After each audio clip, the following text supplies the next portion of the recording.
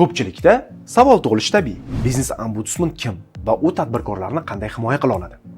Biznes ombudsman O'zbekiston Respublikasi Prezidenti huzuridagi tadbirkorlik subyektlarining huquqlari va qonuniy manfaatlarini himoya qilish bo'yicha vakil hisoblanadi.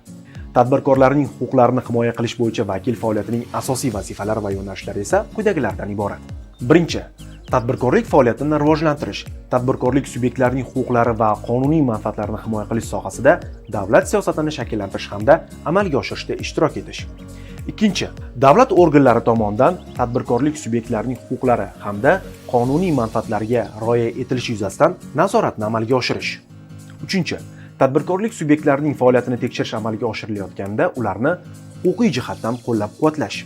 To'rtinchi, tadbirkorlik subyektlari faoliyatining tekshiruvlarini muvofiqlashtirishni hamda nazorat qiluvchi organlar tomonidan tadbirkorlik subyektlari faoliyati tekshiruvlari o'tkazilishining qonuniyligi ustidan nazoratni amalga oshirish. Beshinchi, tadbirkorlik faoliyati erkinligining kafolatlari to'g'risidagi qonun hujjatlari normalari va talablarining amalda ro'yobga chiqarilishini o'rganish. Oltinchi, qabul qilingan normativ huquqiy hujjatlarning tadbirkorlik faoliyatini amalga oshirishga ta'siri samaradorligini baholash. Yettinchi, tadbirkorlik subyektlarining huquqiy kafolatlarini mustahkamlashga, ularni rivojlantirishni rag'batlantirishga qaratilgan qonun hujjatlarini takomillashtirish yuzasidan takliflar tayyorlash.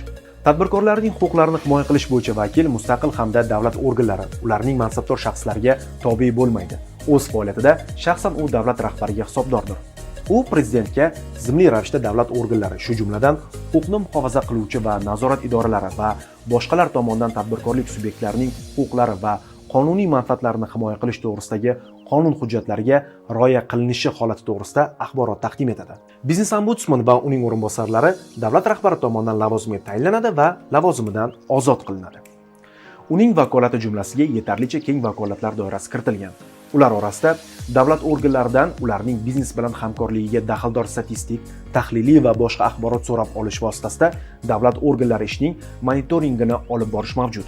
Shuningdek, u mansabdor shaxslarga tadbirkorlik subyektlari huquqlariga rioya qilinishi bo'yicha qonunchilikning buzilishiga yo'l qo'yilmasligi to'g'risida yozma ravishda ogohlantirish e'lon qilishi hamda ularning rahbarlariga aniqlangan qonun buzilish holatlarini, ularga imkon beruvchi sabablar va shart-sharoitlarni bartaraf etish to'g'risida taqdimnoma kiritishi mumkin.